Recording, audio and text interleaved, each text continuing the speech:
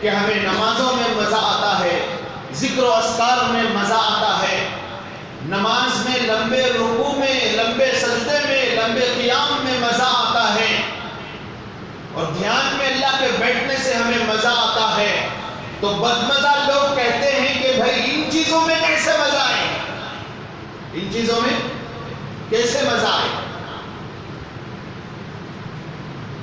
یہی اس کا جواب ہے، جن چیزوں میں تمہیں مزہ آ رہا ہے وہ کیسے آ رہا ہے؟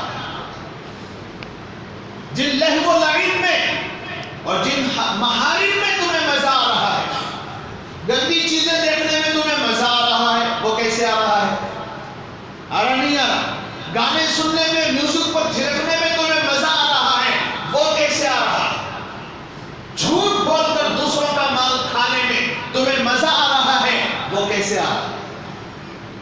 جیسے مزہ محارم میں آ رہا ہے ویسے ہی مزہ محاسن میں بھی آ سکتا ہے، اچھی چیزوں میں بھی مزہ آ سکتا ہے، ذکر میں مزہ آ سکتا ہے، تلاوت میں آ سکتا ہے، لیکن یہ اس وقت ہوگا جب یہ آنکھ، کان، زبان اور دل دماغ کا استعمال صحیح طریقے پر سیکھ لیا جائے۔ صحیح طریقے پر جب تک اس کا استعمال ہم لوگ نہیں سیکھیں گے اس وقت تک اللہ کی محبت تو دور کی بات، اس کا مین بھی ہمارے دلوں میں داخل نہیں ہوگا۔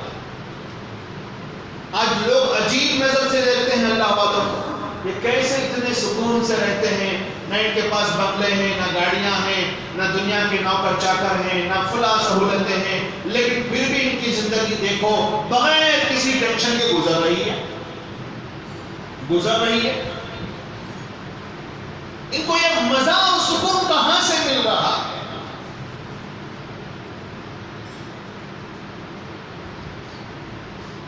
یہ اصل میں ان اللہ والوں نے اپنے اعضائے بدنیہ کا استعمال صحیح طریقے پر کرنا سیکھ لیا ہے۔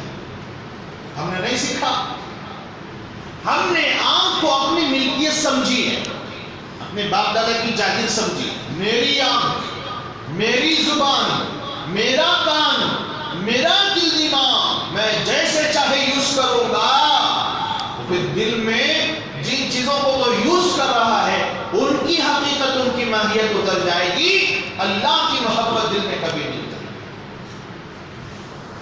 اور اسی لیے آج اللہ کے لیے کچھ کرنے میں لوگوں کو مزہ نہیں آ رہا، دین کے لیے کچھ کرنے میں لوگوں کو مزہ نہیں آ رہا۔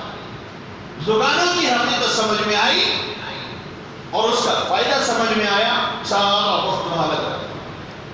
ملازمت کی حقیقت سمجھ میں آئی، سارا وقت وہاں لگا۔ دنیا کی حقیقت سمجھ میں آئی، اس کا فائدہ سامنے ہے تو سارا وقت ہم وہاں لگا۔ دین کے لیے بلاؤ، دین سننے اور سمجھنے کے لیے بلاؤ، کسی کے پاس وقت نہیں۔ اب دیکھو جمعہ کا مسئلہ دیکھ لو، ہمیں وقت معلوم ہے، ایک مجمع ہے، ایک روٹین ہے ان کی، ہمیں سننا ہے، سمجھنا ہے، وہ کچھ چند گنے چنے لوگ ہوتے ہیں۔ ایک مسجد کا حال مجھے معلوم ہوا کہ صرف 3 آدمی بیٹھتے ہیں، پورا بیان جب ختم ہوتا ہے دھڑ دھڑ دھڑ دھڑ دھڑ لوگ بھاگ کو آتے ہیں،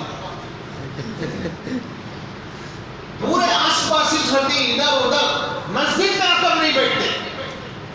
ایک قریے کا حال یہ معلوم ہوا، امام صاحب وہاں کے بڑے افسوس سے یہ بات بتا رہے تھے، وہی چوراہوں پر، ہوٹل کے پاس، ادھر ادھر سب بیٹھے ہوئے ہیں، امام صاحب، مؤذن صاحب، 2 بوڑھے جمعہ کا بیان سنتی سو۔